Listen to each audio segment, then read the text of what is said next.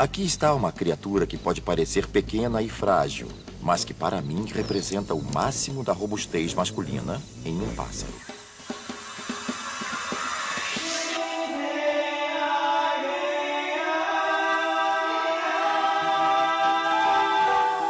O mundo secreto dos jardins. Beija-flores. Distribuição Sinapse.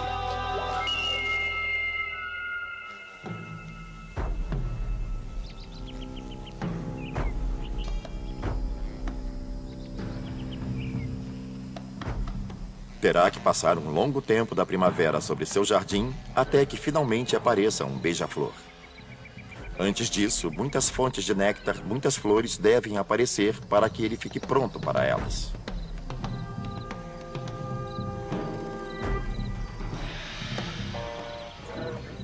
É claro que a primavera chega mais cedo no norte que no sul. Então, essencialmente, o que um beija-flor faz é migrar para o norte do continente, enquanto os jardins florescem gradualmente.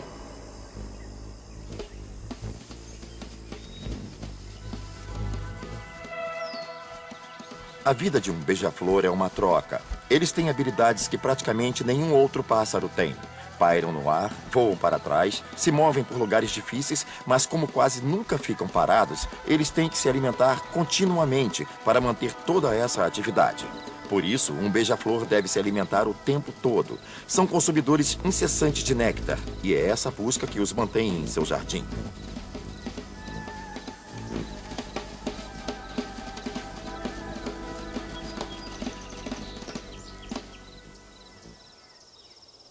Beija-flores são uma espécie completamente diferente. Aqueles que vivem por aqui passam o inverno nas Américas Central e do Sul, mas retornam fielmente para os nossos jardins a cada primavera, para se reproduzirem. Se você tiver a sorte de ter um casal com um ninho bem-sucedido no seu quintal, eles voltarão ano após ano. Quando os beija-flores chegam aos locais de procriação, após passarem o inverno no sul, a primeira coisa que o macho faz é organizar seu território de procriação. E, normalmente, o que procuram é um local com muitas flores. O jardim é um ótimo lugar para formar este território. O que buscam é algo que possam mostrar às fêmeas e dizer: olha aqui, é um ótimo lugar para se ter filhos porque tem várias fontes de néctar. E não como um humano macho diria: olha o carro que posso dirigir, olha o tamanho da casa que possuo. O que eles fazem é dizer: eu tenho um território incrível, me escolha, me escolha. Então, para mantê-la, o beija-flor macho deve cantar e dançar o melhor que pode. Isso normalmente envolve alguns belos voos e uma combinação de cores brilhantes. Toda essa agitação é para apenas uma coisa: conseguir a parceira. Beija-flores são realmente pássaros bem coloridos, particularmente os machos, para que possam atrair as fêmeas. Suas cores estrondosas não vêm de pigmentos, mas da estrutura de suas penas que agem como prismas, refratando a luz. O que significa, é claro, que o beija-flor é capaz de produzir um esquema de cores unidirecionais, pois você só observa as cores se a luz estiver refratando diretamente do prisma na sua direção. Então, realmente, se eles vão se mostrar para uma fêmea, o que tentam fazer é se posicionar para que possam refratar a luz do sol em suas partes mais visíveis e dizer: olhe para mim, eu não sou incrível? Todo esse show é uma tentativa de persuadir a fêmea a acasalar com ele, se estabelecer no território e se encarregar da construção do ninho. Well, you know it's true, I wanna build a little nest for two. Well, I'm crazy about you, baby, no matter what you say. I want to take you home with me so we can play all day. Well, you know it's true, I wanna build a little nest for two. De grama em grama, a seda da aranha é mais forte que o aço. Os beija-flores devem saber disso, pois é seu material de construção favorito. Eles vão roubá-lo de uma teia de aranha e o tecerão dentro de ninhos em formato de pequenos copos que não são apenas fortes, mas também flexíveis, permitindo que o ninho aumente de tamanho. Well, now don't you try to fly away, 'cause you're the one for me. Right here in our little nest is where you ought to be. Well, you know it's true, I wanna build a little nest for two. I wanna build a little nest for two. As fêmeas constroem um ninho inteiro. Também fazem toda a incubação dos ovos e cuidam de toda a alimentação dos filhotes. Os machos realmente não contribuem com as obrigações domésticas. Apesar de tudo, são bons em acasalar e defender o território contra competidores pelo néctar. Mesmo sendo muito belos, provavelmente não há sordidez maior que um beija-flor macho tentando defender seu território contra outro macho. Você pode ouvir um ruído intenso e agudo quando se atracam em alta velocidade. Executando uma função realmente importante, pois isso mantém os outros beija-flores fora da disputa por todo aquele néctar, disponível apenas para ele, a sua fêmea e seus descendentes.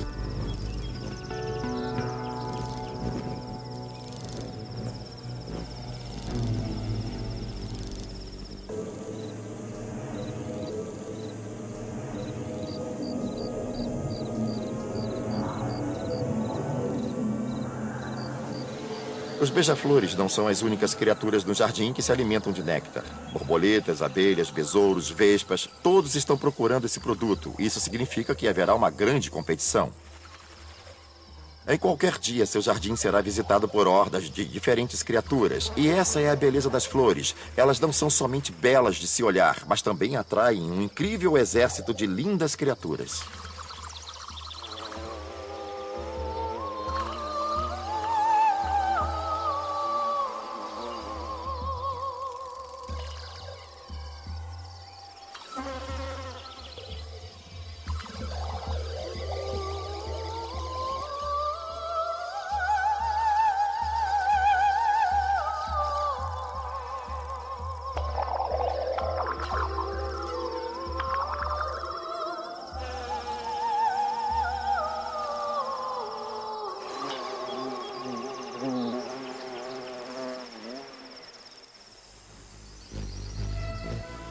O néctar é essencialmente uma fonte de energia. Tem uma quantidade pequena de proteína. Realmente não é muito rico nesse aspecto. O que ele tem são calorias e açúcares. E o açúcar é uma fonte de suas incríveis habilidades voadoras. Os beija-flores são capazes de fazer coisas que outros pássaros jamais poderiam sonhar. São capazes de pairar no ar, voar para trás, e não porque são aerodinâmicos, mas sim pelo seu enorme poder de voo. A respeito de pairar no ar, isso exige um grande esforço e um monte de energia. E essa é uma das razões pelas quais eles devem se alimentar constantemente. Podem visitar até 1000 flores em um dia e irão consumir até metade de seu peso em néctar. Eles têm um longo bico necessário para alcançarem fundo na flor, mas eles não sugam o néctar. Ao contrário do que parece, eles têm uma língua comprida que se estende até a ponta do bico. E o que é ainda mais interessante é que a língua também é toda bifurcada e extensível, ou seja, pode se alongar e aderir a mais partículas de néctar e trazê-las bico adentro.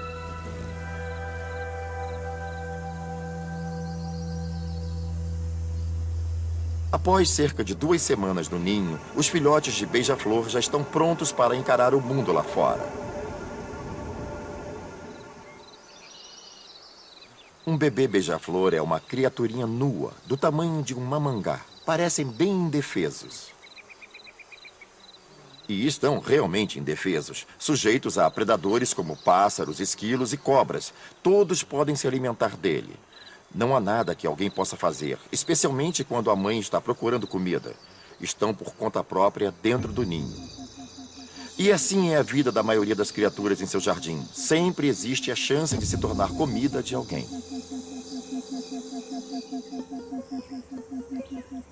O que leva ao desenvolvimento de estratégias diferenciadas de reprodução.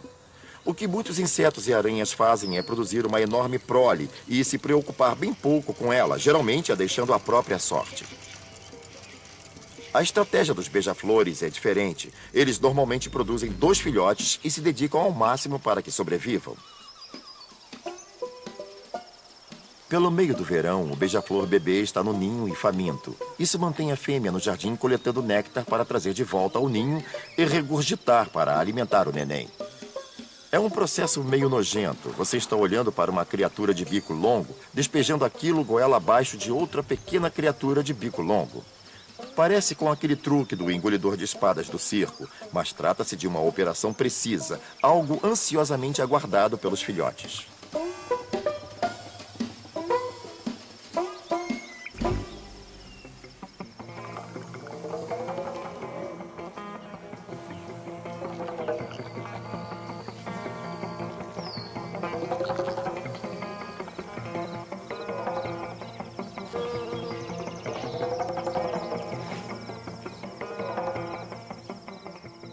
Normalmente pensamos nos beija-flores como consumidores exclusivos de néctar, mas a verdade é que eles comem um bocado de insetos também, especialmente durante a época de procriação, quando necessitam deles para alimentar os filhotes. Gostam particularmente de afídeos, formigas e até aranhas, pois são belas fontes de proteínas e outros nutrientes que podem ser usados no desenvolvimento do corpo do pequeno beija-flor.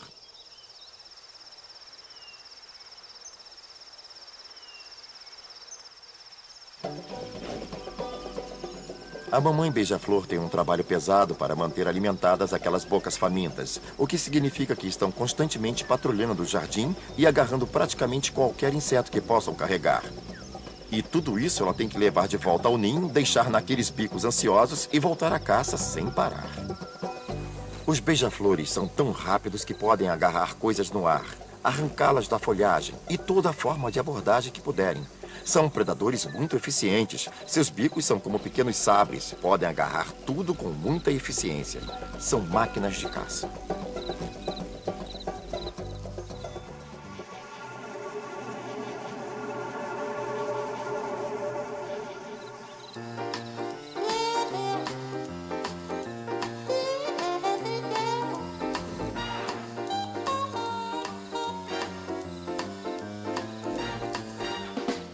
Eles começam nus e praticamente invisíveis, mas quando atingem sua adolescência desengonçada, eles balançam suas penas da cauda e observam se está tudo em ordem. Ocorre um empurra-empurra por espaço entre os irmãos, e ao final de 6 semanas, eles estão literalmente transbordando do ninho.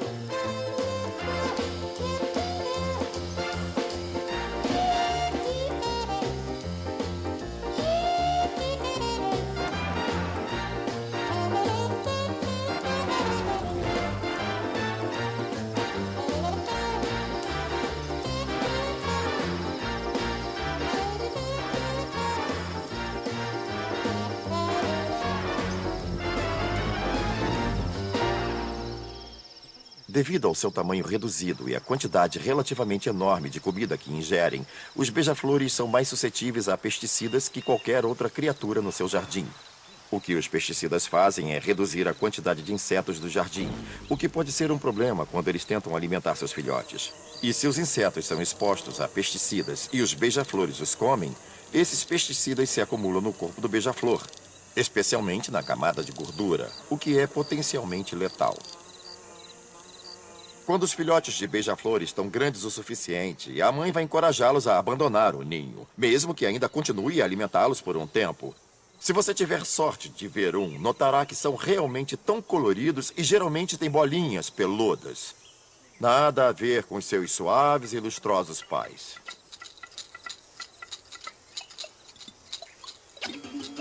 O jovem beija-flor, quando sai pela primeira vez do ninho, está por conta própria.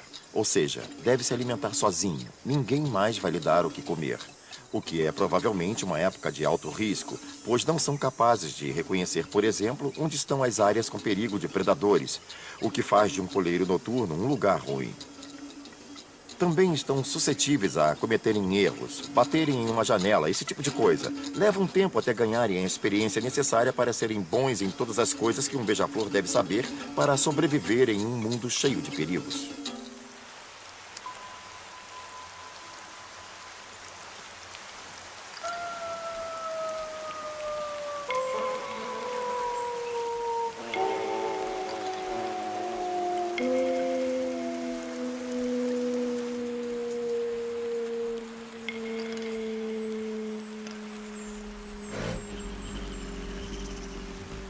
O tempo frio e chuvoso representa o maior risco para os beija-flores.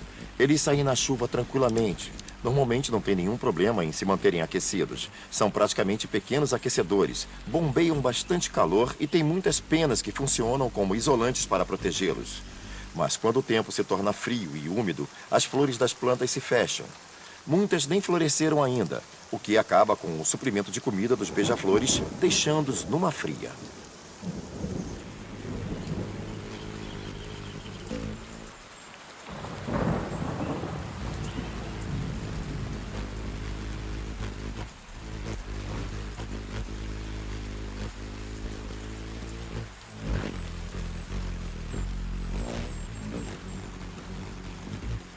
Um dia ou outro de chuva pode não ser uma grande ameaça.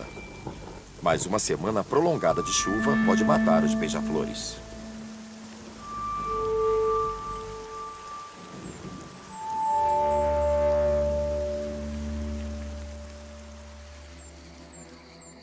As noites longas são outro problema para eles, pois eles não ficam ativos para caçar.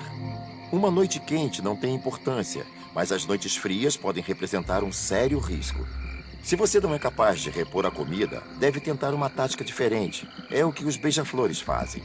Uma coisa bastante impressionante. Eles são capazes de diminuir o ritmo do seu sistema, deixar a temperatura baixar em um processo conhecido por torpor, parados ao longo da fria e úmida noite.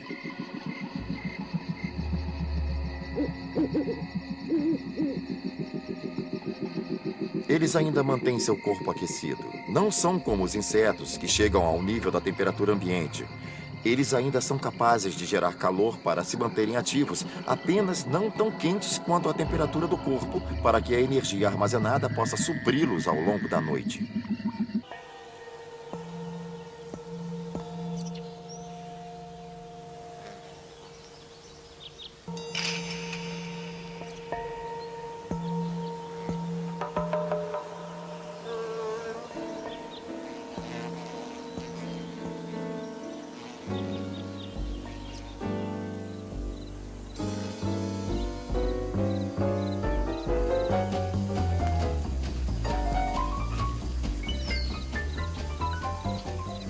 As delicadas flores tubulosas são as favoritas dos beija-flores, pois normalmente não suportam o peso das borboletas que precisam de um apoio para suas operações.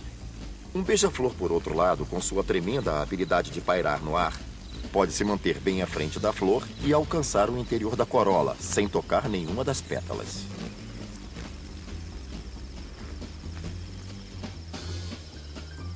Agora você se pergunta por que a flor se daria ao trabalho de ser vermelha e tubulosa para atrair os beija-flores. Bom, evidentemente que há uma razão para isso, já que os beija-flores estão sendo usados por ela como um meio de transporte de pólen.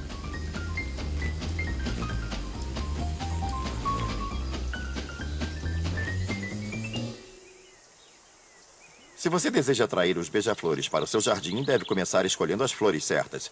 Preferencialmente alguma que esteja entre as cores vermelha e laranja. E depois ela deve ter o formato de uma lobélia ou de uma flor cardinal. Elas possuem flores longas e tubulosas que são realmente inacessíveis à maioria das criaturas. Então, quando um beija-flor estende seu longo bico dentro da corola, ele tem a certeza de obter uma boa refeição de néctar. Se você quer atrair beija-flores para o seu jardim, o que deve fazer é providenciar uma boa fonte de néctar durante todo o período de crescimento. No início da primavera, que é quando eles estão estabelecendo seu território, os tipos de flores que você talvez queira usar podem ser como as coral bells, flores tubulares que parecem ímãs de beija-flor. Um pouco mais tarde no verão, você tem as lobélias, sálvias e trombetas, que são mais uma vez flores tubulares, e fazem uma grande diferença para saber se você terá beija-flores ou não. Outra bela flor de verão é a monarda ou bergamota, cuja flowerhead é realmente uma coleção de longas e finas flores tubulosas.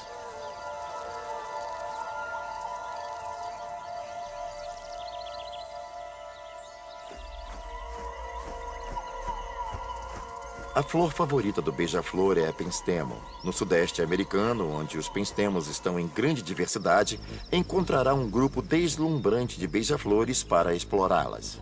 Onde quer que encontre penstemos, certamente encontrará beija-flores. Outra forma de garantir que seu jardim continue a ser atraente é não deixar que haja uma época de baixa florescência, quando o néctar pode não estar tão disponível. Você pode fornecer alimento aos beija-flores. Essencialmente, o que deve fazer é colocar uma quantidade equivalente de néctar, uma solução simples de açúcar e água, em um alimentador que tenha um tubo de acesso para manter os competidores longe e que seja preferencialmente de plástico vermelho ou qualquer outro material vermelho. É o que certamente vai atrair os beija-flores. Não há necessidade de colorir a água adocicada de vermelho, pois não temos certeza se o corante usado não seria tóxico para os beija-flores. É o reservatório de plástico que deve ser vermelho, não o líquido.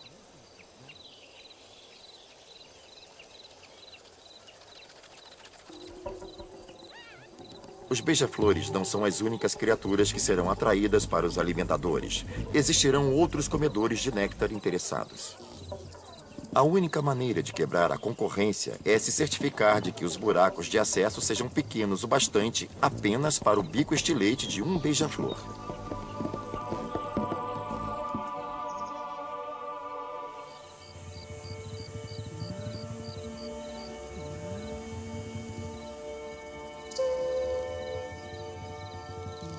Os beija-flores podem viver em qualquer lugar uns 8 ou 10 anos. Você acaba aprendendo alguma coisa sobre um pássaro que vive cerca de 8 ou 10 anos em seu jardim. Depois de um tempo, eles podem tomar seu rumo. Preferem em certos lugares. Se alimentam de certas flores e determinados alimentadores mais que outros. Você deve se tornar bastante íntimo dos beija-flores. E eles ficarão por um bom tempo. Ao final da fase de crescimento, no inverno, os beija-flores vão para o sul. E o legal é que, se eles gostaram do seu jardim, voltarão ano após ano.